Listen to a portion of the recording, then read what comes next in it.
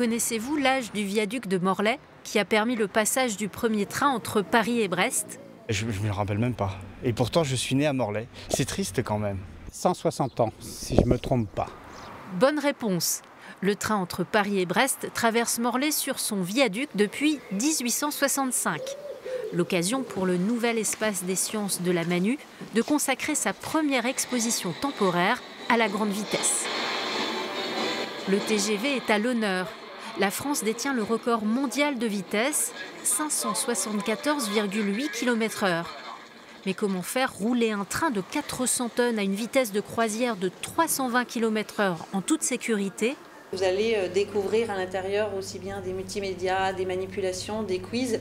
Donc le but, ça va être d'apprendre par différentes facettes, par la lecture, mais aussi par le jeu. C'est vraiment une force de l'espace des sciences, c'est qu'il y a beaucoup de manipulations pour pouvoir vraiment comprendre les défis de la grande vitesse ferroviaire. Ici, l'animateur rappelle quelques notions de technologie pour éclairer les visiteurs. Ce qui m'a surpris, c'est les formes des roues d'un train. Moi, je pensais que c'était quelque chose de très simple, c'était basique.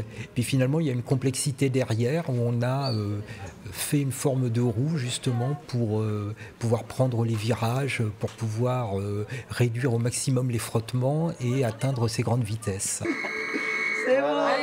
Là, ils entrent dans un simulateur et roulent à grande vitesse. C'est très bien.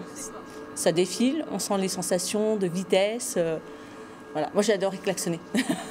Sans surprise, les lignes à grande vitesse françaises partent toutes de Paris et s'arrêtent à Rennes pour la Bretagne. Sur les 2800 km de lignes à grande vitesse, seuls 50 km sont bretons.